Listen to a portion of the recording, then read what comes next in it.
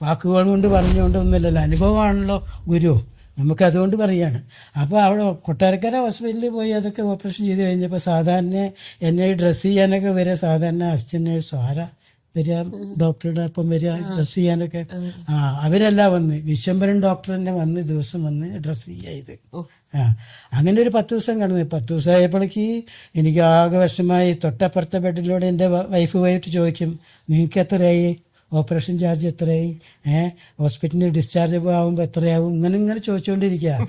പക്ഷേ ഇത് എല്ലാം കഴിയുന്നവരിൽ മെഡിസിൻ ആയാലും എന്തിനായാലും ഞങ്ങളുടെ അടുത്ത് നിന്ന് കാശ് ചോദിക്കണമില്ല, എത്ര അടയ്ക്കണമെന്ന് പറയണമില്ല, മരുന്ന് മേടിക്കുക എത്ര മേടിക്കുന്നു, അങ്ങനെയുള്ള ഒരു പ്രശ്നമില്ല. അപ്പം ഞങ്ങൾക്ക് കൂടുതൽ പ്രശ്നമായി. കാരണം പൈസ കുറച്ച് വെറും 5000 രൂപയായിട്ടാണ് ഞങ്ങൾ വന്നേക്കണത്. ഇവിടെ വന്ന് ഇനിയിപ്പോൾ എന്ത് ചെയ്യും, ഇങ്ങനെയുള്ള വിഷമത്തിൻ്റെ ഇങ്ങനെ അഡ്ജസ്റ്റ്. എനിക്ക് വാങ്ങിയ കഞ്ഞി ഉണ്ടല്ലോ, കൊണ്ടുവരുന്ന കഞ്ഞി എന്നാ ഗീത എടുത്ത് കുടിക്കുക. കാരണം ഈ സാമ്പത്തികത്തിൻ്റെ ഒരു വശം നമ്മൾ നാട്ടിലല്ലല്ലോ. അങ്ങനെ ഇരിക്കുമ്പോൾ അപ്പോഴും ശിഷ്യബോധം അന്വേഷിക്കേണ്ട, അവർക്ക് എന്തെങ്കിലും കുറവുണ്ടോ എന്ന്. അതിങ്ങനെ ഓരോ പ്രാവശ്യം ഇടയ്ക്കിടയ്ക്ക് ഇങ്ങനെ അന്വേഷിക്കുമ്പോൾ ഞങ്ങൾക്ക് വിഷമം തോന്നുന്നു. വിഷമം കൊണ്ട് വെച്ചാൽ സന്തോഷം കൊണ്ട് സങ്കടം വരിക എന്നൊക്കെ പറയുന്നില്ലേ, അതുപോലെയായിരുന്നു. എന്നിട്ട് അത് കഴിഞ്ഞ് ഡിസ്ചാർജ് ആവുന്ന സമയത്ത് അപ്പം അതിൻ്റെ ഇടയിൽ ഈ ഇടയ്ക്കിടയ്ക്ക് വരുന്ന ഈ ചെക്കപ്പ് ചെയ്യാൻ വരുന്ന നഴ്സുമാരുണ്ടല്ലോ, അവർ പറയും, ഞാൻ ഒരിക്കലും ചോദിച്ചു ഞാൻ എന്താ ഇത് അസുഖം വീണ്ടും വരും എന്നൊക്കെ പറയുന്നുണ്ടല്ലോ പറഞ്ഞു. അപ്പോൾ അവർ പറഞ്ഞു അത് വരുമെന്ന് എന്തിനപ്പോൾ ചിന്തിക്കുന്നത്, അതൊന്നും വരില്ല. അങ്ങനെ പറഞ്ഞ് സമാധാനമാക്കി. എങ്കിലും ഇത് കഴിഞ്ഞ് ഡിസ്ചാർജ് സമയത്ത് ബില്ല് പേ ചെയ്യാൻ പറഞ്ഞപ്പോൾ അതിൽ വിശ്വംഭരൻ ഡോക്ടറുടെ കൺസൾട്ടൻറ്റ് ഫീസോ ഓപ്പറേഷൻ ചാർജോ അങ്ങനെയുള്ളതൊന്നും കാണാനില്ല.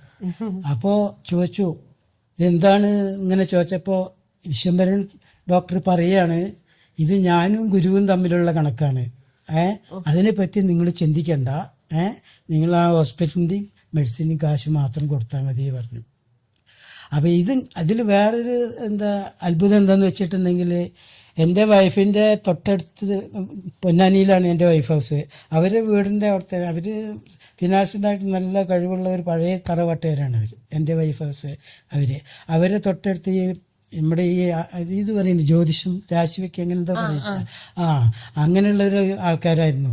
അപ്പോൾ അതിൽ 2 ആൺകുട്ടികളുണ്ടായിരുന്നു അവരുടെ അമ്മയ്ക്ക്. അവരുടെ അച്ഛൻ ഈ കുട്ടികൾ ചെറുതാകുമ്പോഴേ മരിച്ചു. അപ്പോൾ ഈ 2 ആൺകുട്ടികളെയും വളർന്നത് എൻ്റെ വൈഫ് ഹൗസിൽ. അവർ തൊട്ടടുത്ത വീട്ടിലാണ്. ഭക്ഷണം കൊടുക്കലും കഴിക്കലും ഇതൊക്കെ കടുത്ത മാത്രം അവരുടെ വീട്ടിൽ. അത്രയും വിഷമത്തിലുള്ള ഒരു ഇതായിരുന്നു. അപ്പോൾ എൻ്റെ വൈഫിൻ്റെ അമ്മയോട് ഈ കുട്ടികളുടെ അമ്മ മരിക്കുന്ന സമയത്ത് ഇങ്ങനെ അവരെ പറഞ്ഞു, കാർത്തേനി എൻ്റെ മക്കളെ നീ രക്ഷിക്കണേ,